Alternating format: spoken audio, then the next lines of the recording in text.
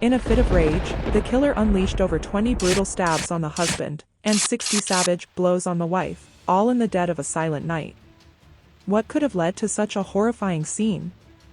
Hello everyone, today's story revolves around a Chinese international student, a young man who might become the first Chinese student sentenced to death in the United States. It's a tragic tale of a horrifying crime that took place on October 22, 2020.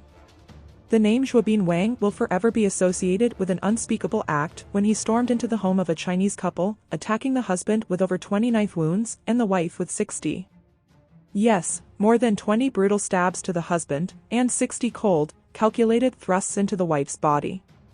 A gruesome scene, a crime that defies forgiveness. Even though Zhuobin Wang eventually turned himself in, the severity of this case has left the specter of death hanging over him. But what drove Zhuobin Wang to this point? What kind of conflict existed between him and the couple?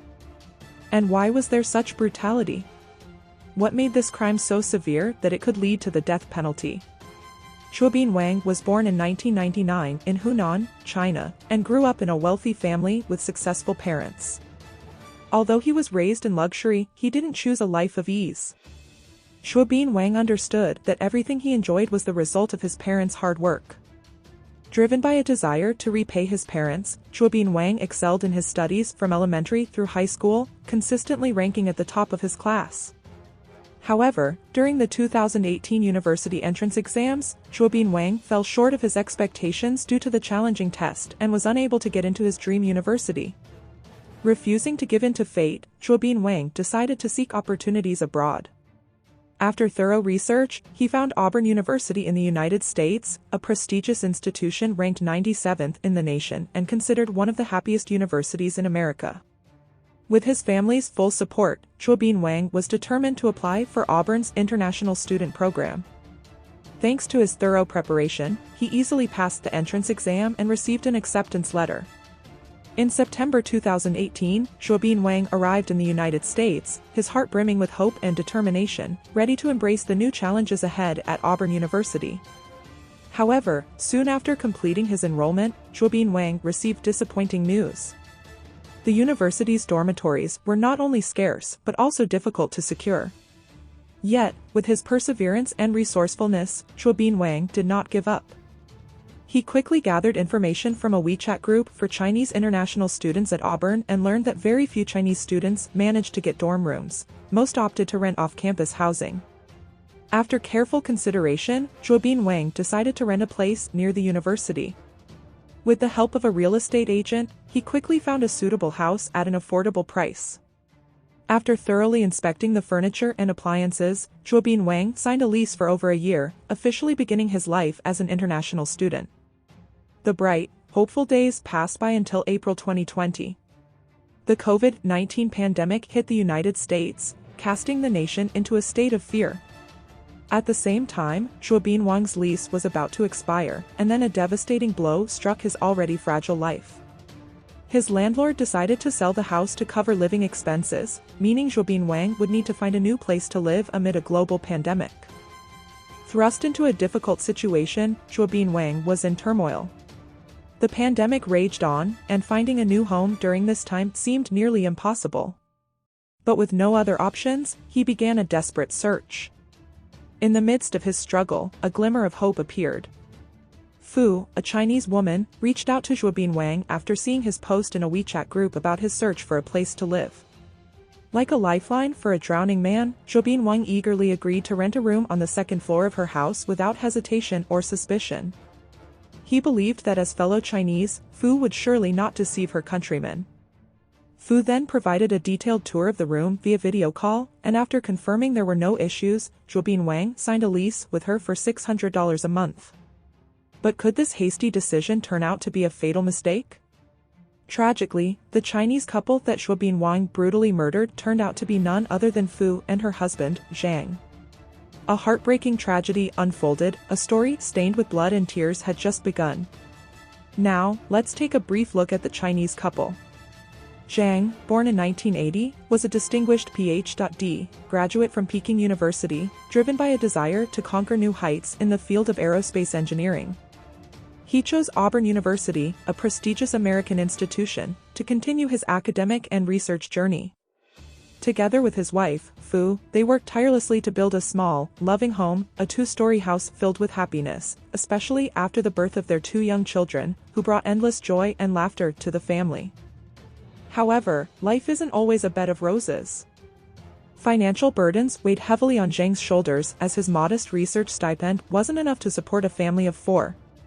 In these tough circumstances, his resourceful wife didn't hesitate to step up and shoulder the responsibility. Despite not having advanced degrees or specialized skills, she took on various jobs, including driving taxis and renting out rooms, to supplement the family's income. At that time, the room on the second floor of their house had been rented out multiple times before, but was vacant and in need of a new tenant. It was by chance that she saw Zhuobin Wang's post looking for housing in a local Chinese WeChat group, and as mentioned earlier, she reached out to him and signed a 1-year lease. The question is, if Zhuobin Wang and Fu were merely in a landlord-tenant relationship, what drove him to commit such a brutal crime against the couple? The story begins when Zhuobin Wang moved into Fu's house to avoid contracting COVID-19. The Fu family made every effort to stay confined to their rooms, minimizing contact with the outside world. In the cramped living space, isolation began to breed tension. Not only did Fu impose strict control over her own family, but she also started making life difficult for Zhuobin Wang. Fu found every possible excuse to avoid any potential damage to the household items from sunlight. She suggested putting up sun-blocking film on Zhuobin Wang's window, but he immediately refused. He didn't want his room turned into a dark, gloomy space. When that plan failed, Fu came up with another excuse, claiming she was worried about damaging the wooden floors.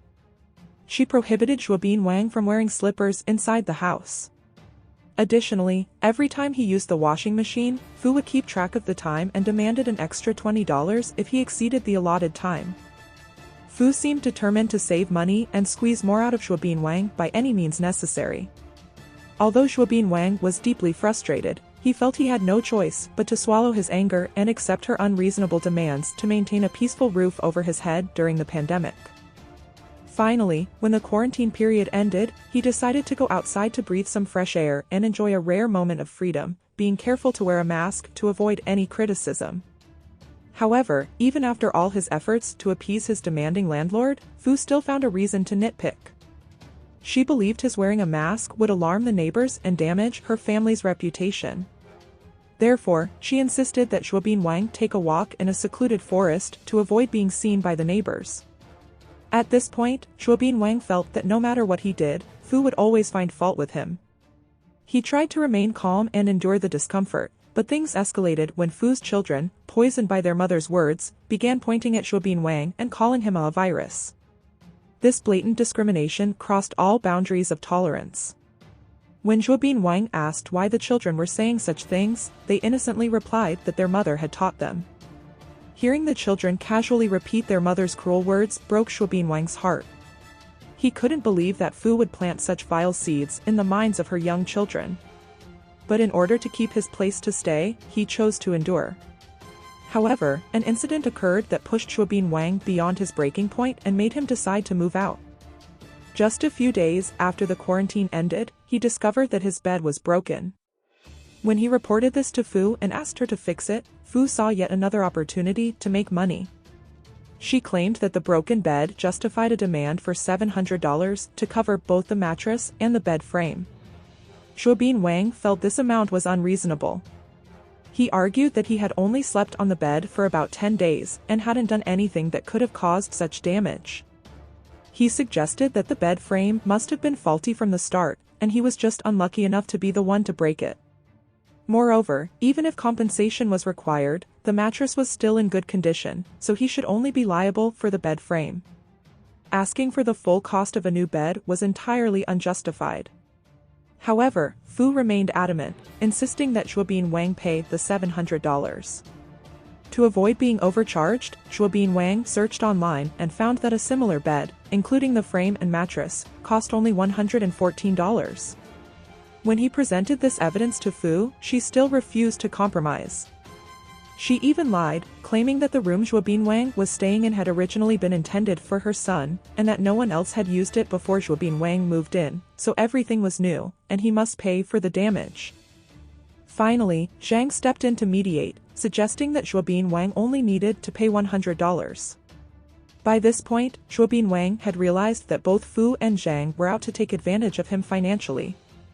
Unable to bear it any longer, Zhuobin Wang began searching through local Chinese chat groups and discovered that many others had rented the room before him. It was clear that Fu had lied. At this moment, Zhuobin Wang's impression of Fu soured to an extreme. He believed she was capable of doing anything to extort unreasonable amounts of money from others. He decided to move out as soon as he could. After staying for a full month, he finally found a new place and approached Fu to discuss moving out. Sensing another opportunity to extort money, Fu brazenly demanded that he pay the full year's rent, $7,200, as a penalty for breaking the lease. Faced with such an outrageous demand, Zhuobin Wang was shocked. Having lived in the United States for quite some time, he was well aware of the rental laws. He knew that even if he breached the contract, the maximum penalty would typically be 3 months' rent, not an entire year. It was clear that Fu was trying to take advantage of him. A heated argument ensued. Fu, desperate to intimidate him, falsely claimed that she had studied law in Hong Kong and had a law degree. She threatened to sue Zhuobin Wang if he refused to pay the full amount. But Zhuobin Wang didn't back down.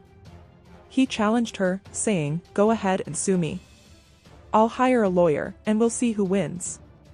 Seeing that her bluff didn't work, Fu resorted to contacting Zhuobin Wang's parents, using the emergency contact information he had provided when renting the room.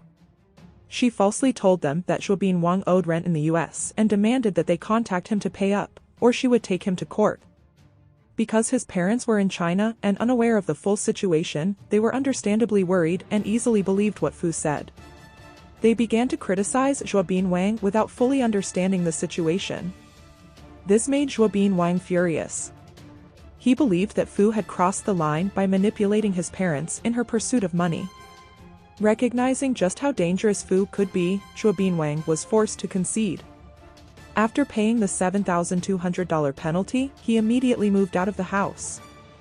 However, after moving into his new place, the more Zhuobin Wang thought about it, the more he felt he had been cheated. As Zhuobin Wang watched Fu post rental ads in various WeChat groups, his anger only grew. To retaliate against his unscrupulous landlord and help prevent other students from falling into the same trap, Zhuobin Wang shared his experience of being scammed by Fu on social media. Soon after, he received numerous responses from others who had also been cheated by Fu in various ways.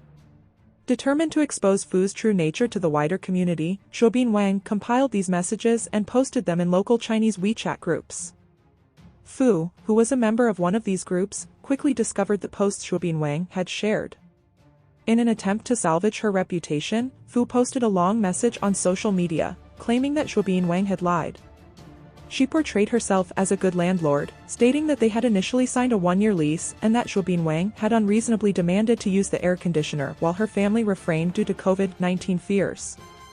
She also mentioned that they had provided him with 2 electric fans as a compromise. To further defend his wife, Zhang called Zhuobin Wang, demanding that he delete the posts, threatening to sue him for defamation if he refused. This only fueled Zhuobin Wang's rage even more, pushing him over the edge. In a moment of lost control, he decided to end their lives. On the fateful night of October 22, 2020, Zhuobin Wang, with a sharp knife in hand, quietly entered the familiar house through the back door. The silence was overwhelming, broken only by his heavy footsteps in the dark. Without any warning or chance to defend themselves, Zhuobin Wang launched a brutal attack on Zhang. More than 20 savage stabs ended the life of the unfortunate man, leaving Fu in utter shock. In a desperate attempt to protect her 2 young children, the courageous mother pleaded with the attacker to spare their lives. But Zhuobin Wang's fury had clouded his reason. He mercilessly stabbed Fu 60 times, a horrific act of cruelty. The terrified children managed to escape and witness the harrowing scene, an image that would haunt them for the rest of their lives. After committing the heinous crime, Zhuobin Wang gradually regained his senses. Realizing he couldn't escape justice, he called the police to confess, accepting that he would face the consequences of his actions. The police arrived quickly and arrested Zhuobin Wang, his clothes stained with blood, and rushed the unconscious Fu to the hospital. However, in March 2021, Fu succumbed to her severe injuries. In August 2022, a local court jury found Zhuobin Wang guilty of multiple charges of intentional homicide, especially heinous given that the crimes were committed in front of children under 14. They unanimously agreed to charge him with 6 counts of first-degree murder. If convicted on all counts, Zhuobin Wang would become the first Chinese international student in U.S. history to receive a death sentence. Thus, the case closed with a fitting verdict for Zhuobin Wang, but the pain and loss it left behind will never be erased.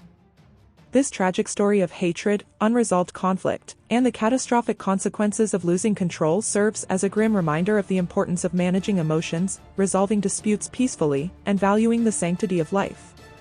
What do you think about today's case?